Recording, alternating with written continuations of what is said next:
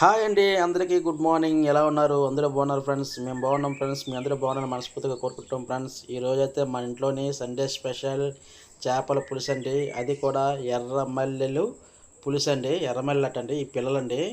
ఇవి మార్కెట్లో అయితే వంతుల కింద అమ్మేస్తున్నారు. అందుకని నేను ఒక వాటర్ తీసుకున్నాను. అంటే వాటర్ తీసుకుని ఇంటికి చుట్టాలు వచ్చారు కదా, అందుకని ఇంటికైతే తీసుకొచ్చేసానండి. అక్కడైతే ఎక్కువ డబ్బులు అడుగుతున్నారండి. అందుకని ఇంటికైతే తెచ్చేస్తే లక్ష్మి అయితే A to Z చేప అంతా చేయడం కూడా చేసి కదండి, అందుకని ఇంటికి తెచ్చేసానండి. లక్ష్మి అయితే చేయడం మొదలెట్టిందండి. అంటే ఎక్కువ చేపలు కదా, అందుకని కొద్దిగా టైం అయితే ఎక్కువగానే పట్టేసిందండి.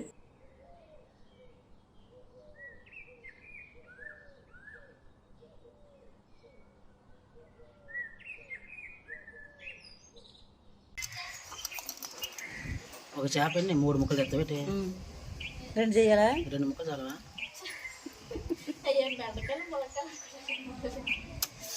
ఎందుకు అంత పెద్దగా ఉంటే బాగుంటుంది. అంత పెద్దగానే ఇంకా కొయ్యాలి. ఏ పెద్దవి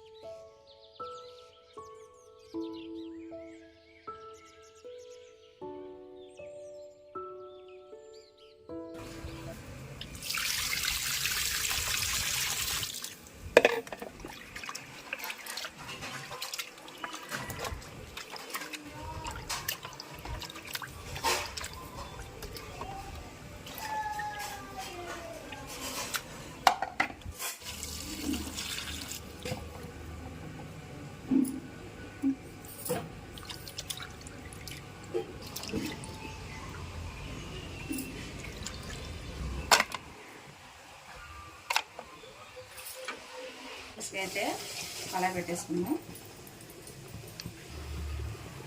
ఒక 2 గరిటెలు ఆయిల్ వేసుకున్నాం. ఉల్లిపాయ ముక్కలు వేసుకున్నాం.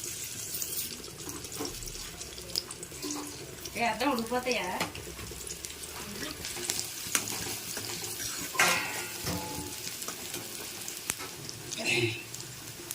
టమాటా ముక్కలు కూడా వేసుకొని 2 మంచిగా మగ్గిస్తాం.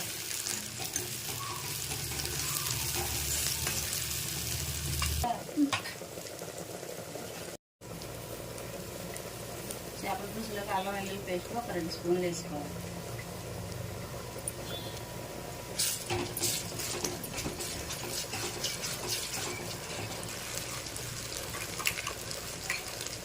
ఉల్లిపాయ టమాటా పేస్ట్ వేసుకోవాలి.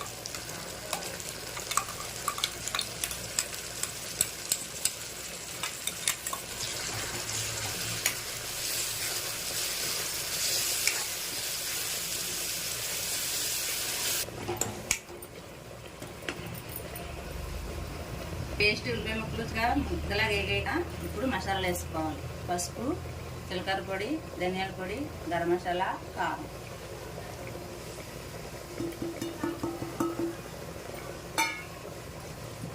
ఇది కూడా ఫ్రై చేసుకోవాలి. పచ్చివాసన పోయేంత వరకు వేసుకోవాలి. ఈ మసాలా ముద్దంతా చక్కగా నూనెలో ఫ్రై అయిన తర్వాత చింతపండు రసాన్ని అయితే వేసుకుందాం. మామిడికాయ ముక్కలు కూడా వేసుకోవచ్చు, చింతపండు రసం కూడా వేసుకోవచ్చు. ఎవరికి నచ్చింది అది వేసుకోవచ్చు. మాకైతే చింతపండు ఇష్టం అండి, ఇప్పుడు చింతపండు వేసుకోవచ్చు. టేస్ట్ తగ్గ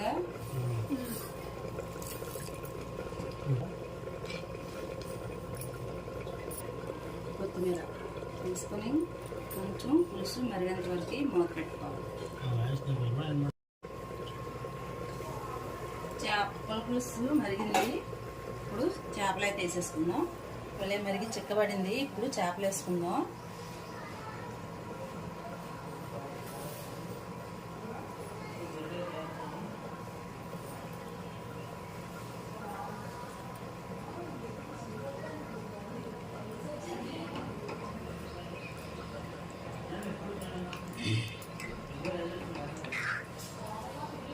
మూత పెట్టుకొని కాసేపు చేపలు అయితే ఉడికించుకుందామండి. దగ్గరగా అయింది. పులుసు సామాన్లు ఉండాలి. ఫైనల్గా కొత్తిమీర.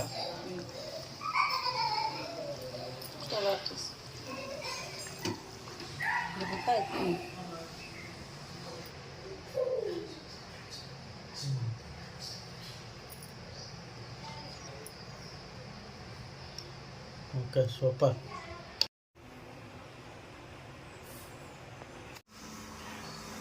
చేపల పులుసు